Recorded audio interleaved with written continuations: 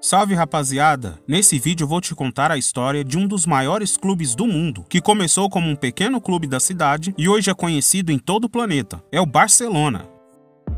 Tudo começou em 1899, com Joan Gamper, um suíço que foi para Barcelona e decidiu montar um time na cidade. 3 anos depois, em 1902, o Barcelona ganhava o seu primeiro título, a Copa Macaia, antigo nome do campeonato regional da Catalunha. Catalão, aliás, que é uma região autônoma da Espanha, que é bem diferente. Lá, por exemplo, eles não falam espanhol, eles falam catalão, uma língua local. O clube continuou crescendo e ganhando torcida, mas não tinha um estádio, até que em 1909 passaram a jogar em um estádio pequeno para 6.000 pessoas, que se chamava Camp del Carrer. Um ano depois, em 1910, 11 anos depois de sua fundação, é que o clube resolveu criar o seu primeiro escudo. Ele então fez um concurso, e o vencedor foi este, que é praticamente igual ao que temos até hoje. Durante este mesmo ano, o Barcelona ganhou seu primeiro título nacional, a Copa do Rei. O clube continuou crescendo muito nos outros anos, ganhando títulos e sendo protagonista dentro da Espanha. Com todo esse crescimento, a torcida também cresceu e logo precisaram mudar de estádio. Em 1922, 13 anos após adquirir o seu primeiro estádio, o Barcelona construiu o segundo estádio, o Les Corts, um estádio para 22.000 pessoas. O crescimento do clube continuava acelerado e o Barcelona despontava cada vez mais nacionalmente. Foi quando chegou a ditadura espanhola. Como a região onde ele ficava, na Catalunha, sempre quis ser independente da Espanha, eles eram meio que inimigos do governo central espanhol. E o Barcelona e sua torcida representavam este sentimento separatista da Catalunha. Como uma resposta a essa espécie de rebeldia dos catalães, o ditador da Espanha mandou fechar o recém-inaugurado estádio do clube, além de ter destituído o presidente do Barcelona. O clube ainda ganhou a primeira edição da La Liga, em 1928. Era uma verdadeira guerra civil. A situação era tão péssima que, enquanto dentro do país eles viviam uma guerra civil, no restante da Europa estavam em ascensão simplesmente os nazistas e os fascistas. Realmente não havia clima para futebol.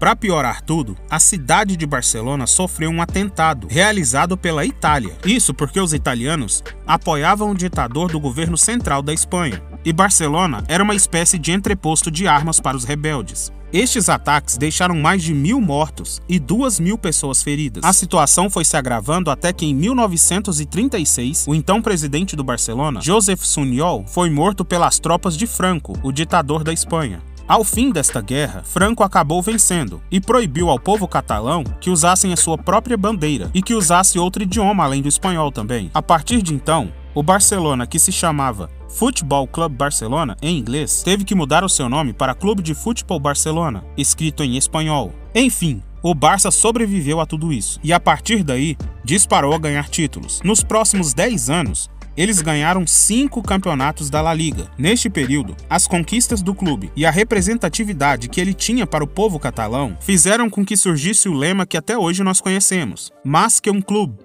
Na temporada de 1951 e 52, o clube conquistou uma sequência de 5 campeonatos, todos consecutivos: a Copa do Rei, a Copa Eva Duarte, a Copa Latina, o Campeonato Espanhol e a Copa Martini Rossi. Este período foi chamado pela torcida e pela imprensa como a temporada das 5 Copas e fez com que, na época, o Barcelona se tornasse o maior clube da Espanha. Alguns anos depois, em 1957, surgiu o lendário Camp Nou. O estádio já foi construído naquela época para abrigar nada mais nada menos do que 90.000 pessoas. Inclusive, este mesmo Camp Nou, hoje em dia abriga mais de 99.000 pessoas. Mas então houve um problema. O gigante da Catalunha, que agora se tornava o gigante da Espanha também, enfrentou um jejum de 14 anos sem títulos. Foi exatamente nesse período, dos anos 60, que o seu futuro maior rival, o Real Madrid, dominou toda a Europa. Os merengues ganharam diversas vezes a La Liga e ainda conquistaram o pentacampeonato da Champions League. Ah, e tem um detalhe.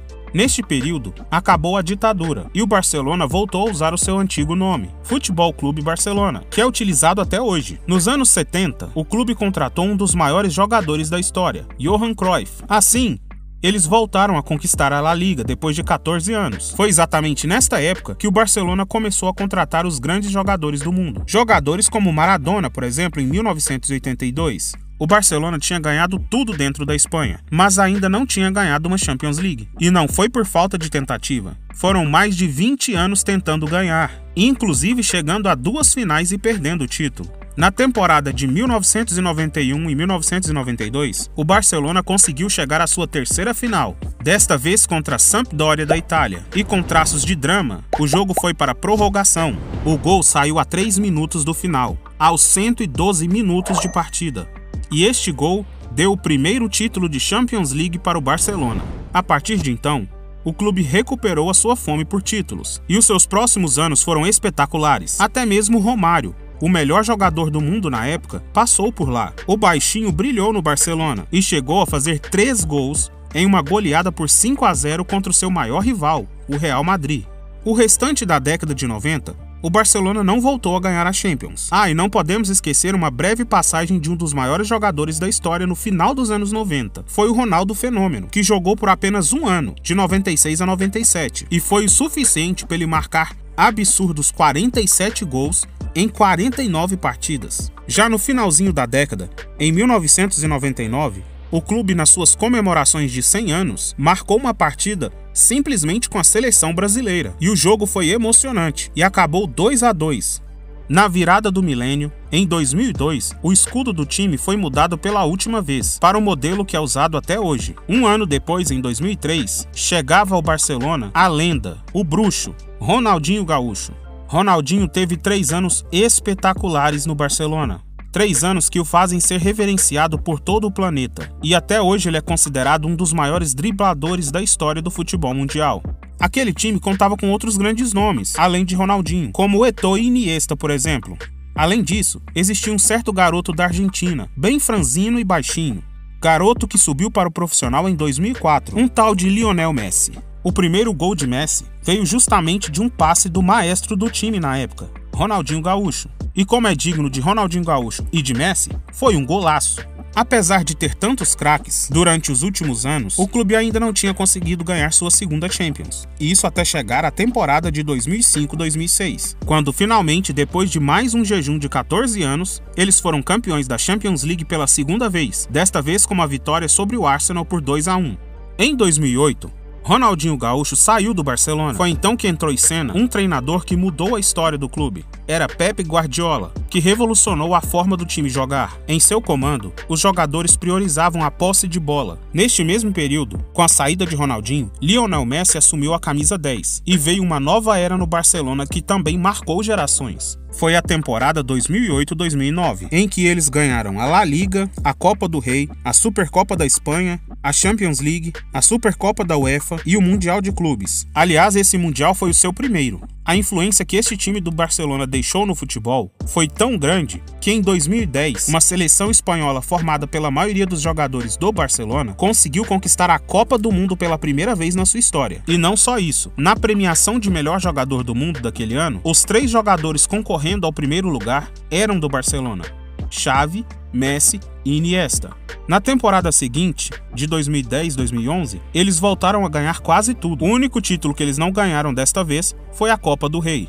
A era de Pep Guardiola acabou em 2012, quando ele saiu do clube. Neste mesmo ano, Messi quebrou um recorde histórico. Ele marcou 91 gols em uma temporada, mais do que muitos clubes inteiros marcaram nesse mesmo período. Como vem sendo comum na história do Barcelona, logo após um grande período de destaque, ele entra em um período de baixa, e aconteceu a partir de 2013, quando aconteceu uma das maiores derrotas do clube, um 7-0 no placar agregado para o Bayern de Munique. Buscando reviver os seus anos de glória, o Barcelona resolveu então contratar uma jovem promessa do Brasil. Era um garoto do Santos, chamado Neymar Júnior, que se juntou a Messi e o também recente contratado Soares, formando assim um dos trios de ataques mais lendários da história. Este novo Barça voltou ao topo e venceu a sua 5ª Champions League. Além disso, ganhou o Mundial mais uma vez, só que o clube voltou ao período de baixa. A partir de 2017, quando o PSG pagou 222 milhões de euros e levou o Neymar. Com tanto dinheiro no bolso, quase R$1 bilhão, mais de 200 milhões de euros, o clube não soube administrar. Eles não conseguiram, com todo esse recurso, trazer ninguém que pudesse auxiliar Messi a carregar o time. Só para ter uma ideia, neste período, o Barcelona gastou quase R$500 milhões. Contratou Felipe Coutinho, Griezmann e Dembélé.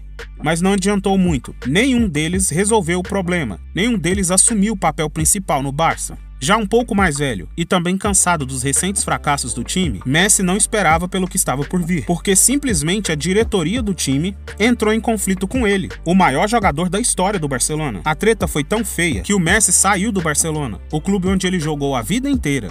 Ele foi para o PSG jogar ao lado de seu amigo Neymar. O Barcelona então perdia o seu maior jogador, que em todo o período que jogou lá se tornou o maior artilheiro da história do clube, com mais de 700 gols.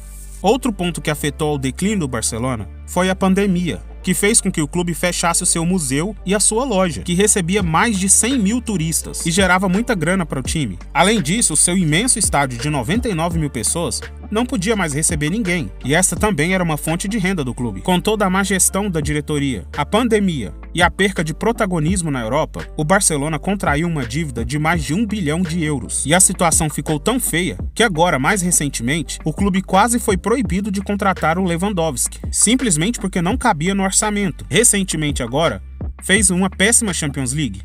Mas ele não deixa de ser um dos grandes clubes do mundo. E apesar de seu rival, Real Madrid, ter números superiores a eles, é inegável que os dois clubes travam uma guerra há muitas décadas para o domínio do futebol espanhol e, em muitas vezes, o domínio do futebol mundial. Algumas comparações mostram essa rivalidade. O Real, por exemplo, tem 35 La Ligas, enquanto o Barça tem 26. Já em Copas do Rei, o Barcelona domina, com 31 conquistas, contra 19 do Real Madrid.